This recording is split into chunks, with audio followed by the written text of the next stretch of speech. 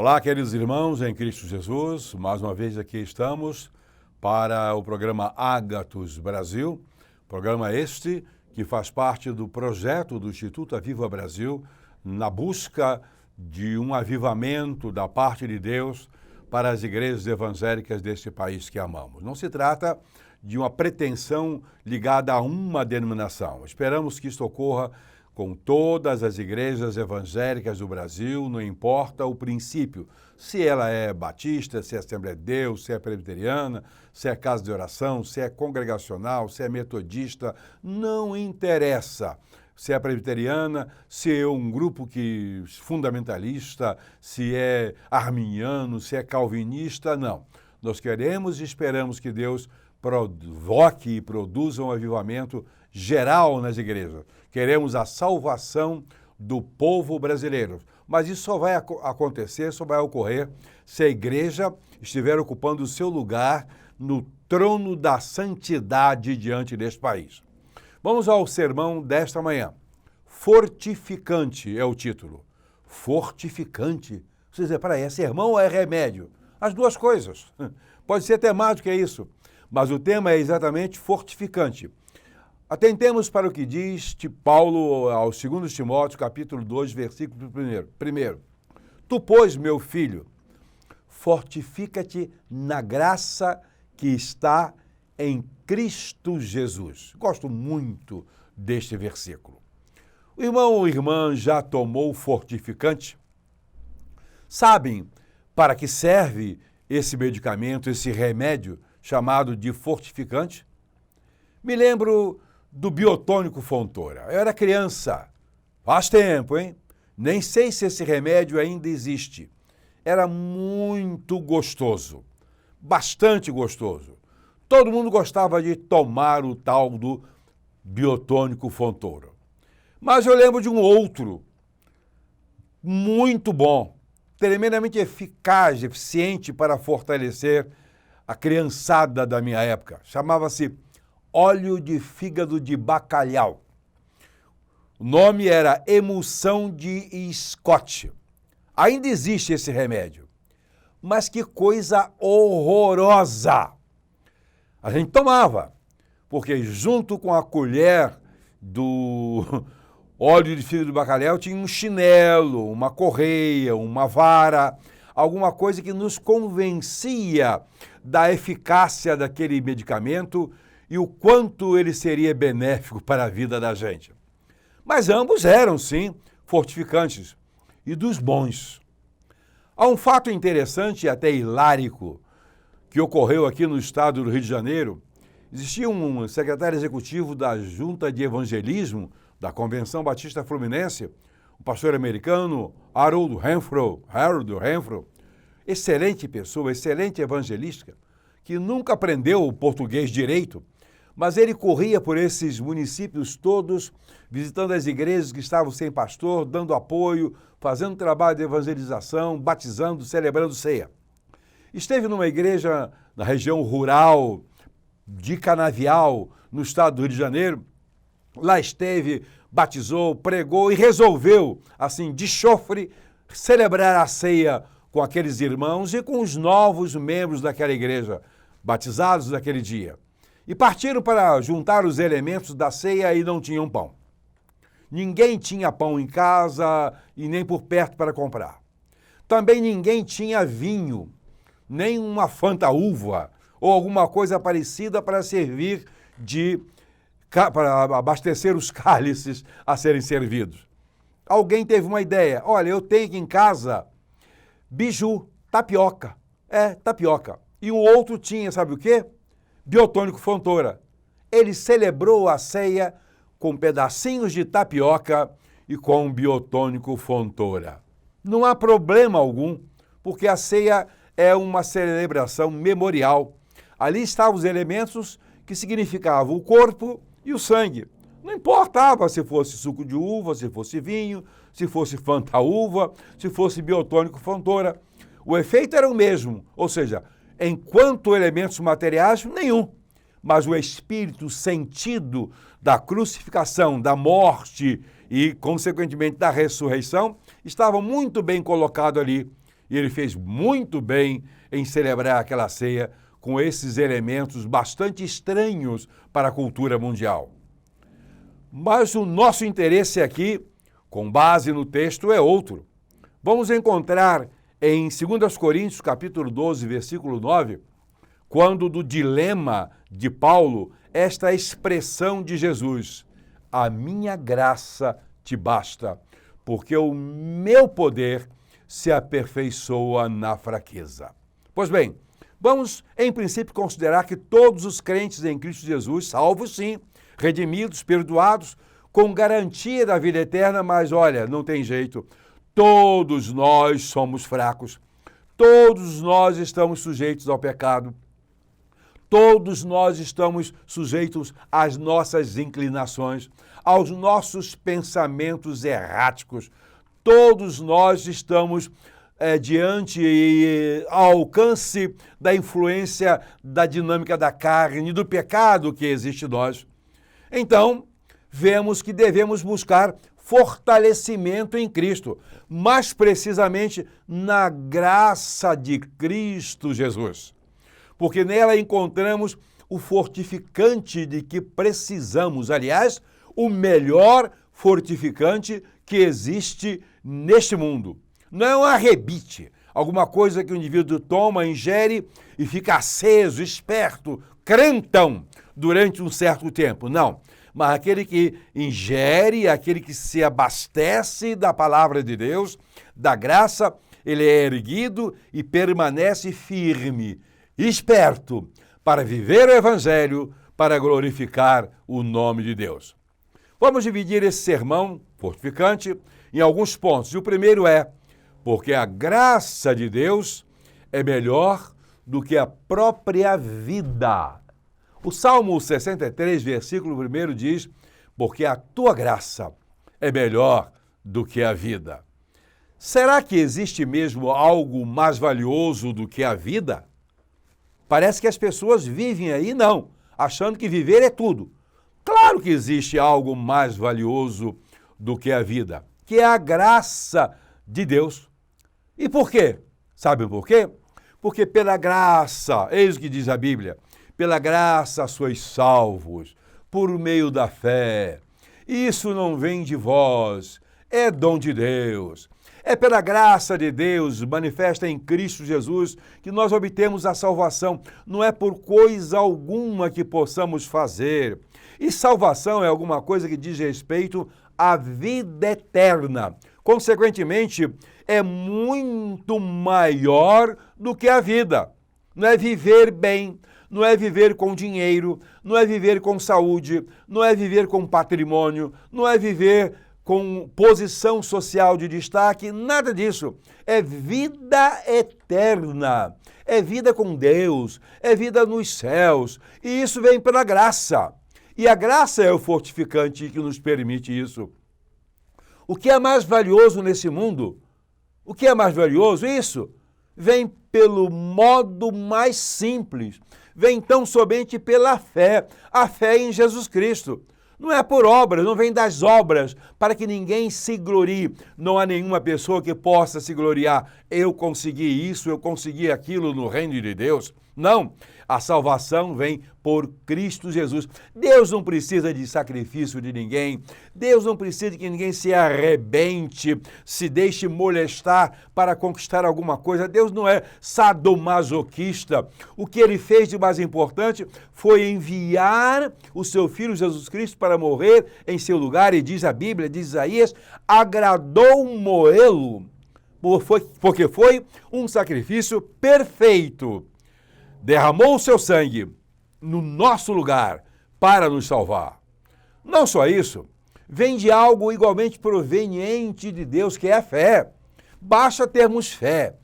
Aí está, sem sombra de dúvida, o que é mais importante, que é a salvação. Ela vale mais, muito mais, do que a melhor forma de vida que as pessoas tenham aqui da terra.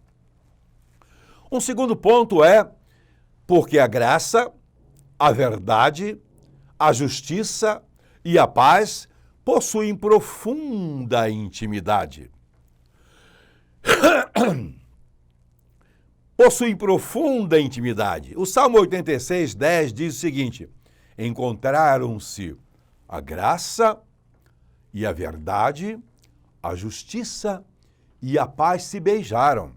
Uma perfeita harmonia, uma profunda ligação entre essas coisas. Agora nós entendemos a grandeza do amor de Deus, pois a sua graça é algo verdadeira. Ela exala da verdade, ela exala do amor. Acontece na maior manifestação de amor possível neste mundo, que foi exatamente o amor de Deus pelo pecador, sem nenhum mérito da parte desse último. Algo interessante e absolutamente justo, pois alguém, nos casos seu Filho, Jesus Cristo, pagou por nós.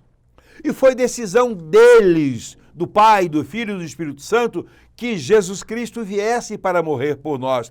Isso foi um ato de amor.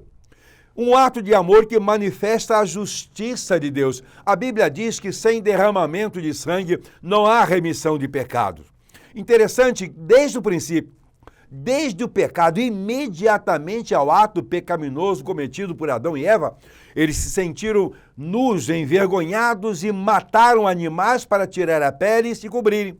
Ali foi derramado sangue num primeiro ato de tentar e encobrir o ato pecaminoso, o pecado. E seguindo essa mesma lógica, Deus enviou o seu Filho para morrer por nós, para que não a sua pele, mas o seu sangue pudesse cobrir todos os nossos pecados. Interessante, querido irmão, querido amigo, sobretudo pastor, a graça e o sangue de Cristo cobre os pecados, não encobre os pecados. Parece semelhante, mas não é. Ela tem apenas aspectos de semelhança. Tem gente que na igreja, até pastores, que diante de escândalos e outras coisas, mas faz o máximo possível para que aquilo não venha à tona. Isso é encobrir. Não, a graça de Deus não encobre pecado de ninguém. Basta olhar a Bíblia que Deus deixa à tona toda a podridão mesmo dos seus filhos. Davi, por exemplo, fez tantas bobagens que eu não consegui fazer ainda. Talvez o irmão, a irmã não fez ainda. E graças a Deus porque não fizemos e não vamos fazer. Mas ele fez e nem por isso deixou de ser o homem segundo o coração de Deus. Mas ele enviou o seu filho para derramar o sangue que cobriria, que aplacaria, que esconderia dos olhos de Deus os pecados por nós cometidos. Pois também é digno, pois também é algo que propicia paz, já que grande paz tem os que amam a tua lei. Para eles não há tropeço. Salmo 119, versículo 165. E ainda, disse Jesus Cristo: deixo-vos a paz, a minha paz vos dou. Há intimidade entre esses elementos, mas não há paz num coração pecaminoso. Seja ele um incrédulo, porque não tem paz mesmo, seja mesmo um crente em pecado, ele não tem paz, está desesperado o tempo todo. Primamos por essas coisas a intimidade entre esses dons provenientes de Deus. Um terceiro ponto diz o seguinte: porque a graça nos justifica. Romanos 3, 24. Sendo justificados, pois, gratuitamente por sua graça, mediante a redenção que há em Cristo Jesus. Justificados gratuitamente pela graça, mediante a redenção que há em Cristo Jesus. A nossa justificação não foi, eu disse agora há pouco, por atos, por coisas que pudéssemos fazer. Não foi assim. Há igrejas que se dizem até cristãs, mas que estabelecem coisas para que as pessoas façam para que recebam a salvação. Celebração de atos religiosos em datas, semanas, dias, meses e anos, como se fossem possíveis tirar a pessoa lá de um determinado lugar em que está pagando por alguma coisa. Não. Sacrifícios? Não. Velas acesas? Não. Palavra de alguém para dizer você está com seus pecados perdoados? Não, nada disso. A justificação é a graça de Deus. Graça é a palavra mais completa. Há um hino nos Estados Unidos, no mundo inteiro. Lá é conhecido como Amazing Grace, a maravilhosa, extraordinária, grandiosa graça. Esse hino foi composto por um ex-capitão, um ex-comandante de navio negreiro da Marinha Inglesa. Ele transportava escravos da África para os Estados Unidos, para a escravidão, nas plantações de algodão, etc., de milho e tudo mais de então. Esse comandante de navio negreiros se converteu e produziu um hino que se funciona como o segundo hino nacional dos Estados Unidos. Amazing Grace. Praticamente todos os cantores sérios gravaram este hino. Até Elvis Presley gravou este hino. Enfim, é maravilhoso, porque mostra a graça de Deus, que suplanta, que supera, que alcança e extrapola a todo e qualquer entendimento. Não há capacidade intelectual que entenda a graça. A graça é a manifestação de Deus que nós a aceitamos, é derramada em nossas mentes, em nossos corações, nos transmite a paz e tranquilidade e a certeza da vida eterna. É por isso que o irmão está pregando o evangelho. É por isso que a irmã dirige uma igreja. É por isso que o irmão tem uma função na igreja de presbítero, de diácono, de evangelista, de pregador, de dirigente de organização, de congregação. É por isso que nós estamos na certeza de que vamos morar com Cristo, juntamente com Deus, eternamente. É pela graça. Mas essa graça precisa ser pregada. E não só isso, nós precisamos dar testemunho de que fomos salvos pela graça. Precisamos estar com as nossas igrejas, com os membros das nossas igrejas, nossas ovelhas, alguns dizem paroquianos, não importa. Precisamos estar com eles para que vivam essa graça, sendo fortificados por ela o tempo todo. É a graça que vem de Cristo Jesus. Quanta gente pensa que pode obter a salvação através de outros meios? O que você pode fazer para ser salvo? Toda a humanidade está condenada. O salário do pecado, sabe qual é? Sabe o que a Bíblia diz? É a morte, o irmão sabe disso. E o mundo precisa saber que o salário do pecado é a morte. Consequentemente, todos são dignos de morrer nos seus pecados e, consequentemente, ser lançado no inferno. Pessoas que acham que podem obter por outros mediadores, alguns até bastante simpáticos, mas o que diz a Bíblia? Porquanto há um só mediador, Deus, entre os homens, somente Jesus Cristo, entre os homens e Deus. Jesus Cristo que era homem. Portanto, não adianta você invocar Maria, nem pregar Maria. Maria foi salva por Jesus Cristo, por Deus. Foi salva pelo Filho que Deus permitiu que ela gerasse. Pela graça sois salvos mediante a fé, e isso não vem de vós, é dom de Deus. Ou seja, nada vale o que as pessoas podem fazer.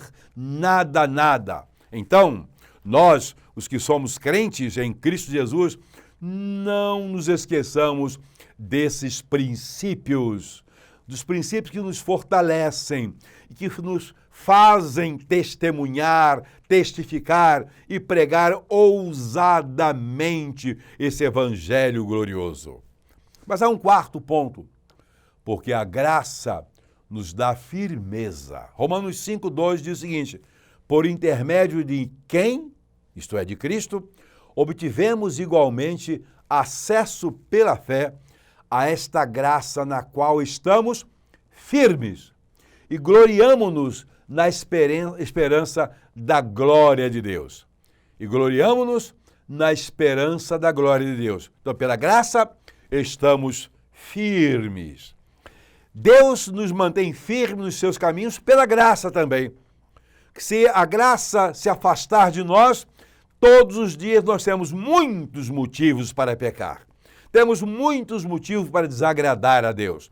Temos muitos motivos para ofender a Deus, para experimentarmos avivamento, meu querido irmão, meu querido amigo, meu querido obreiro, pastor, missionário, evangelista, presbítero, diácono, crente que prega o evangelho, viva! É fundamental que estejamos firmes. Ao hino do cantor cristão, que naturalmente existe em outros hinários, firme nas promessas de Jesus. Bem firmes nas promessas de Jesus, bem firme nas suas palavras, bem firme nos seus estatutos, bem firme nos seus caminhos. E para sermos firmes, meus queridos, precisamos do tal fortificante, pois nada podemos de nós mesmos, nada podemos de nós mesmos. Pelo contrário, eu faço uma correção, até podemos. Fazer bobagem todo mundo pode. E eu estou garantindo, os mais fortes homens, os maiores pregadores do Evangelho, tiveram seus momentos de fraqueza. E tem. Sabe por quê? Porque nós não mandamos nos nossos pensamentos.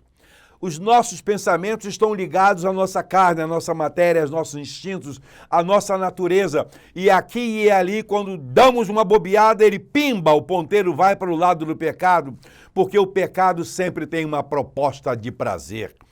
Sempre tem uma proposta de alguma coisa agradável, que vai dar bem-estar e dá bem-estar. O problema é a consequência.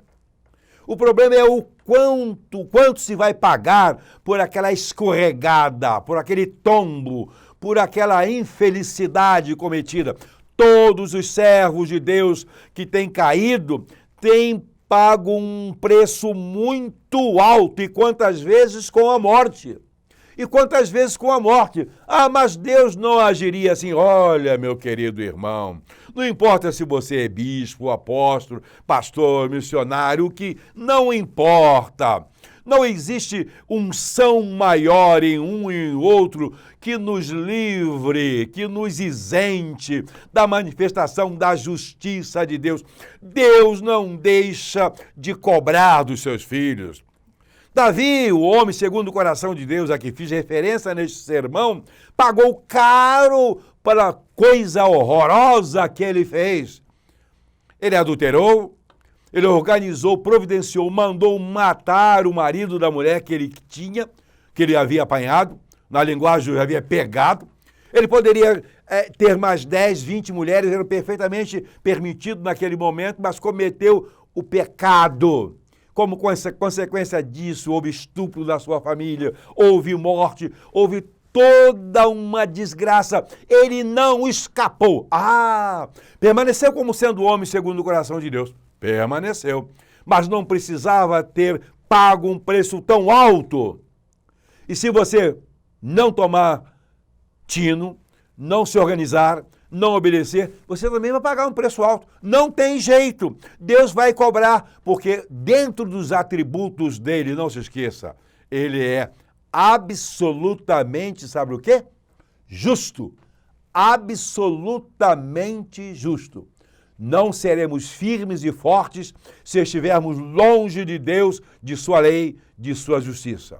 Não estaremos saudáveis como igreja e como crentes se ficarmos diante da graça, se nos afastarmos da graça. Mas a graça é exalada de Cristo e é incompatível com as coisas e jeito deste mundo. Tome a cada dia a sua cruz.